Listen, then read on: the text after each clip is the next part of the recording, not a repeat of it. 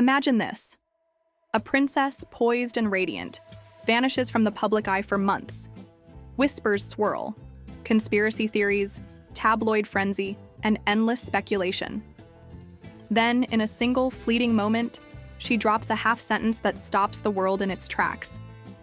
What did Princess Catherine say? Why did it hit so hard?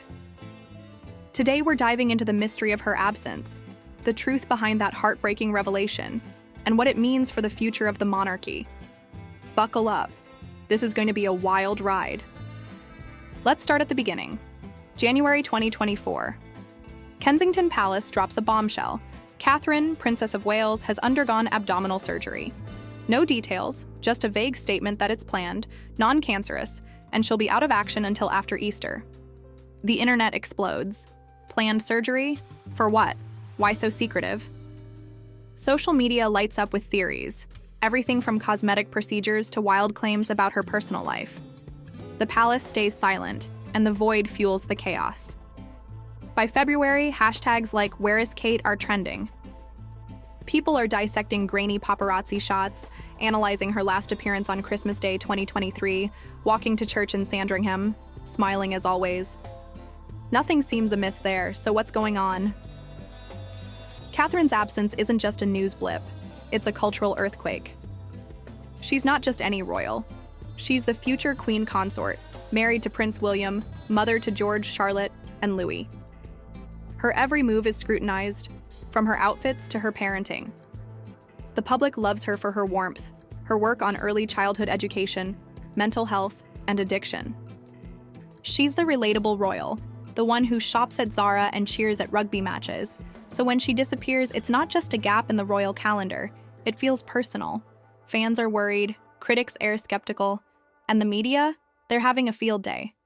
Weeks pass, and the palace's silence becomes deafening. On February 27th, they issue a curt update. She's recovering well, and they'll only share significant news. That's it. No photos, no video, nothing to calm the storm. Then, on March 10th, Mother's Day in the UK, they release a family photo. Catherine with her kids, smiling in a garden. It's meant to reassure, but it backfires spectacularly. Eagle-eyed fans spot inconsistencies. Charlotte's hand looks odd. The paving stones don't align. Major photo agencies like AP and Reuters pull the image, calling it manipulated. The next day, a statement signed C appears on X. Like monumental photographers, I do occasionally experiment with editing. I wanted to express my apologies for any confusion the family photograph we shared yesterday caused. The internet goes feral. Is she even recovering? Did she edit it herself? Is she being hidden? By now, the theories are out of control. Some say she's in a coma. Others claim she's left William. There's even talk of a secret royal scandal. The palace's refusal to clarify only pours fuel on the fire. On March 13th, a source close to the family says she's doing well and has left their Windsor home, Adelaide Cottage, a few times. But noon's seen her. The public's trust starts to fray. Then, on March 22nd, everything changes. Catherine releases a video message from a bench in a garden, looking pale but composed. She speaks directly to the camera. In January, I underwent major abdominal surgery in London, and at the time it was thought that my condition was non-cancerous. The surgery was successful.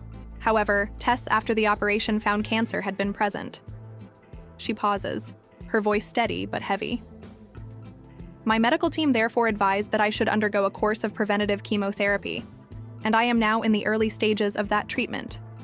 The world freezes. Cancer. The word lands like a punch. She's 42, a mother of 3, the picture of health. The speculation collapses under the weight of her words. But it's what she says next that breaks hearts. It has been an incredibly tough couple of months for our entire family, but I've had a fantastic medical team who have taken great care of me, for which I am so grateful. That's the half sentence that hits hardest. An incredibly tough couple of months. It's raw, unguarded, and it hints at a private struggle we'll never fully know. She doesn't linger on it. Instead, she shifts to her kids, explaining how she and William waited to tell George, Charlotte, and Louis until their school holidays began, to shield them from the spotlight. It's a glimpse into her priority. Family first, always. The reaction is immediate. Support pours in from across the globe: politicians, celebrities, ordinary people. King Charles, who's also battling cancer, praises her courage. The media softens, pivoting from speculation to sympathy. But questions linger. What kind of cancer? Why so little detail? The palace says it's to protect her privacy, especially for her children. Some respect that, others demand more. Either way, Catherine's revelation resets the narrative. She's not hiding, she's fighting. Let's rewind and unpack why this hit so hard. Catherine's role in the royal family isn't just ceremonial, she's a cornerstone. Since marrying William in 2011, she's been a steady presence, balancing tradition with modernity. Her work, through the Royal Foundation, focuses on issues like early childhood development. Her Shaping Us campaign is a passion project, emphasizing how the first 5 years shape a person's life. She's also championed mental health, co-launching Heads Together with William and Harry in 2016. Her public image is polished but authentic, a rare feat in a world that dissects every gesture. When she steps back, the monarchy feels it. William, juggling his own duties and his father's illness, leans on her. Their partnership is the engine of the slimmed-down monarchy Charles envisions. Without her, the machine wobbles. Her absence also exposed the royal family's tricky relationship with transparency. The palace's never complain, never explain mantra worked better in the pre-internet age. Today, silence breeds suspicion. The edited photo fiasco didn't help. It eroded trust at a time when they needed it most. Catherine's video was a course correction, but it came late. Why didn't they share sooner? Likely because of the kids. George, at 10, is old enough to understand. Charlotte, 8, and Louis, 5, are still processing. Shielding them from the media circus was non-negotiable. Plus, Catherine needed time to heal from surgery before starting chemo, a grueling process that demands physical and emotional strength. Now, let's talk about that half sentence again.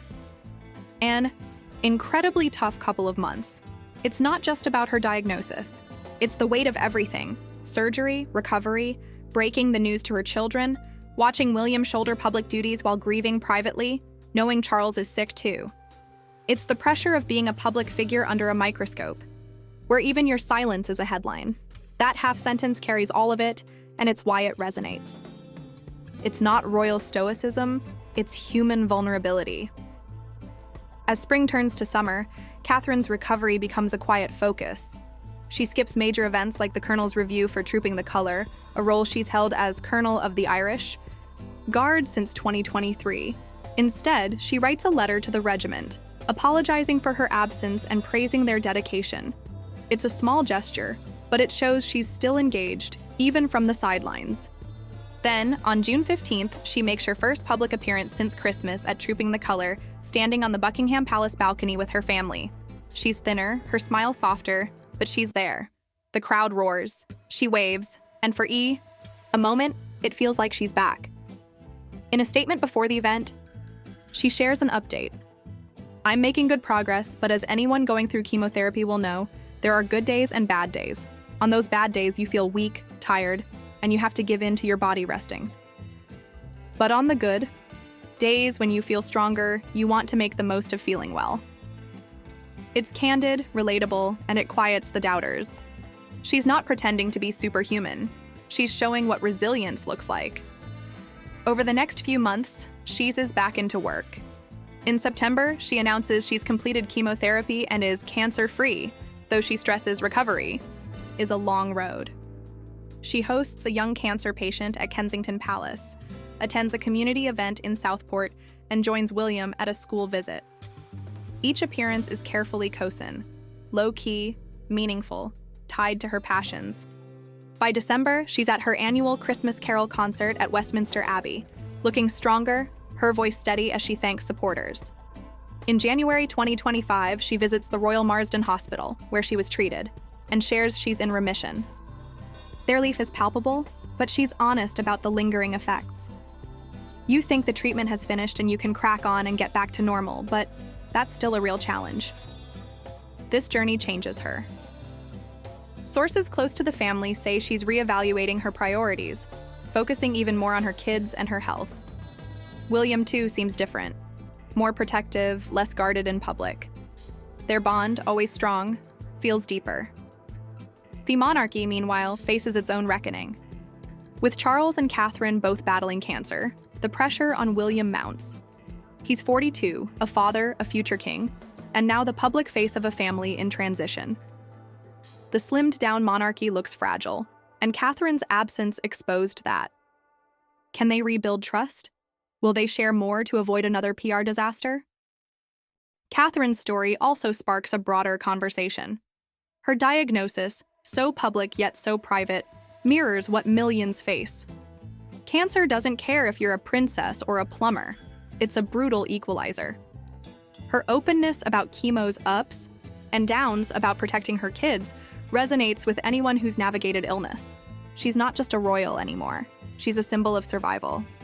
Her work on early childhood takes on new weight, too. If the first 5 years shape a life, what does trauma shape in a child? She's living that question with George, Charlotte, and Louis, and it's reshaping her mission. Now let's zoom out. The monarchy's future hinges on moments like this. Catherine's absence wasn't just a health scare, it was a stress test. The public's obsession, from TikTok sleuths to tabloid headlines, shows how much the royals still matter, for better or worse. But it also shows the cost of their mystique. If they're too opaque, they lose trust. If they share too much, they lose the magic. Catherine's half-sentence threaded that needle. It was enough to connect, not enough to unravel the enigma. Will she keep that balance? Will the palace learn from the chaos? As 2025 unfolds, Catherine's back. But she's not the same. Her smile carries a new edge, a quiet strength. She's at a rugby match, laughing with William. She's visiting a school, kneeling, to talk to kids. She's planning her next Shaping Us project, pouring her heart into it.